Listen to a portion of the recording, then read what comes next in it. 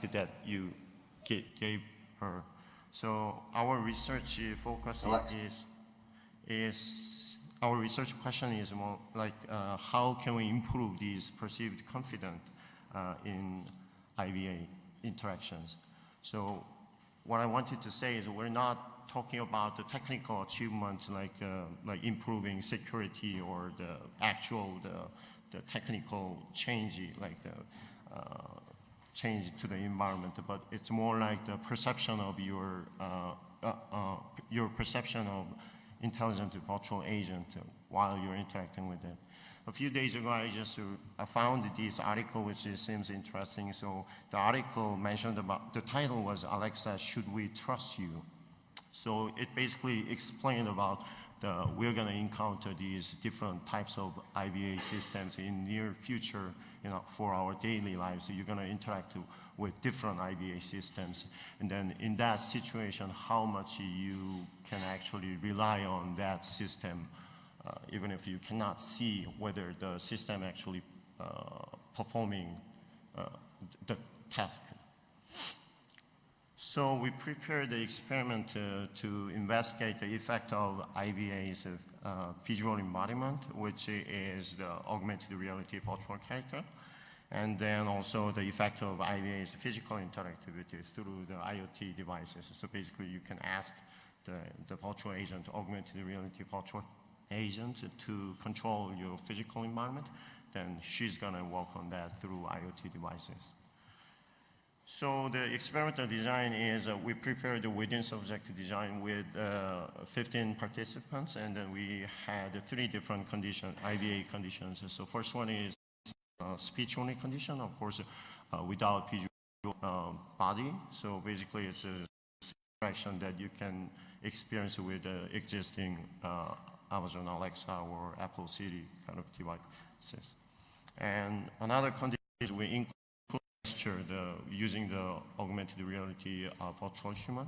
So you can see the embodiment while you're talking with Alexa kind of system. But in that case, this condition, the virtual human like make some gesture, upper body gestures. And the third condition is we also included the locomotion. So while you're interacting with the virtual human, virtual agent, the agent will actually walk around the physical environment and then try to perform what you requested to do. So this is just a simple example of these 3 conditions. So when you request something when you request the agent for some kind of some tasks, then in this case, the speech-only condition, you cannot see any visual embodiment. You can just hear her voice when the task is done. And then we made this situation with augmented reality virtual human embodied agent. And then one condition, speech plus gesture condition, the virtual human tried to make some upper body gesture while she's doing the task. And another condition is she, like I said before, she's actually walking around the physical space and then try to perform the tasks. So we make this setup in our lab, about approximately 4 by 4 square meter experimental room, and we use Meta 2 HMD because of the relatively wide field of view, so that participants can actually see the whole body of the virtual content, so rather than like a cropped, like a small, narrow field of view. And then we prepared this 3D female character, and we used the IoT light bulb from Philips Hue to control the physical environment. And also we used the Wizard of Oz, basically the experiment to control the virtual humans behind the scene. But participants didn't know about the experiment to control the virtual humans. So this is interaction scenario. Basically, participants request the agent to do some task. At the beginning, we had a practice situation, which is the turning on the lamp near the environment. So that basically we want to set the frame the agent can interact with. We want to frame that participants can think this agent can control the physical environment actually. So this is a short, brief video clips. Please turn on the lamp. Sure, will do. So this is the speech-only condition. So you cannot see any like visual embodiment in this interaction, just a voice response from the agent. Please turn on the lamp. Oh, I don't know why. And the other condition will have this visual embodiment. So turn on the lamp. Sure, will do. So the virtual human, so like I said before, virtual human like perform some upper body gestures, think what could be the reasonable and appropriate behavior. So we made some kind of like virtual remote control or tablet kind of thing, so that the virtual agent can control. So participants perceive the virtual human control the remote control, and then the light bulb actually turning on. And the third condition is actually with the locomotion behavior, so that when the virtual human perform the task, she actually moved towards the light bulb and then try to turn it on. Please turn on the lamp. Sure. Done. Yeah, so yeah, that's what we have. So after this practice, we actually have that interaction task, which has different aspects. So first one is about the virtual human's ability to be aware of this physical environment. And then second one is influence, and I'm going to talk about a little bit detail in the next slide. But what I wanted to say is in this interaction task, the participants could not see any visual feedback whether the task is correctly done or not, so compared to the practice. So in the practice task, the participant could see the actual light bulb is turning on, so that they can clearly see the kind of cause and effect, the cause and effect situation. But this interaction task, participants could not see anything. Only they can see the virtual human or the voice from the virtual agent. So first one, like I said before, first category is about awareness ability. So we have like 4 or 5 different tasks, but this is one of the example tasks. Like participants will ask, like, can you check if it's quiet enough to perform an experiment in this space? Then virtual human perform that requested task. And the next task is about the influence. Basically, we want to check how participants perceive whether the virtual agent actually control the physical environment, like turning on the light.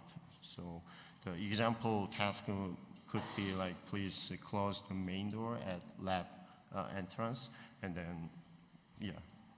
So those kind of like the physical like influence activity were requested in this category.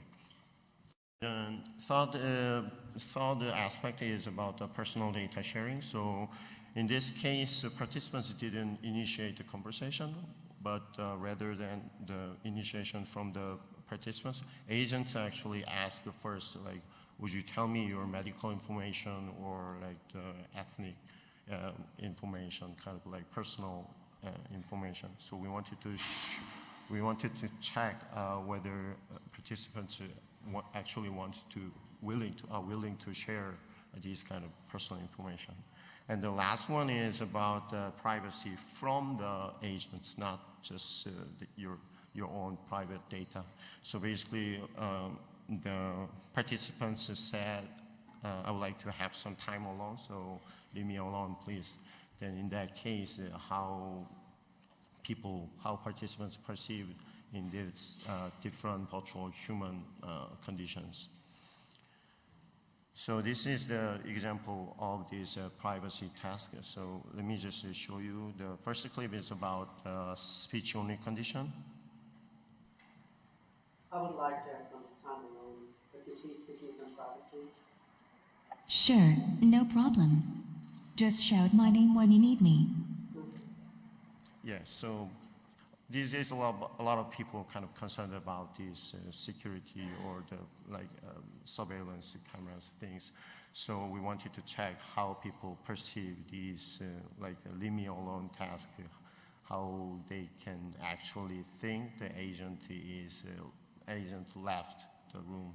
So in this case, as you could see, the virtual human just verbally confirmed, okay, I'm not going to bother you, I'm leaving the room, but you couldn't see anything from the virtual agent side. And the second condition, of course, is about virtual human with upper body gesture. This is a kind of tricky, but yeah.